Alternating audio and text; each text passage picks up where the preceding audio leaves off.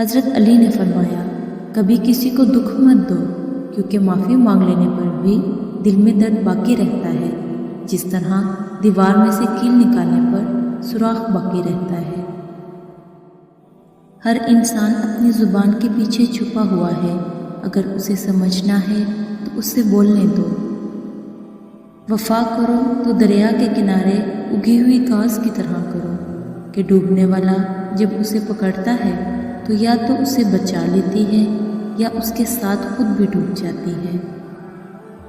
زندگی کو جینا پڑتا ہے، اپنے لیے کم اور اپنوں کے لیے زیادہ۔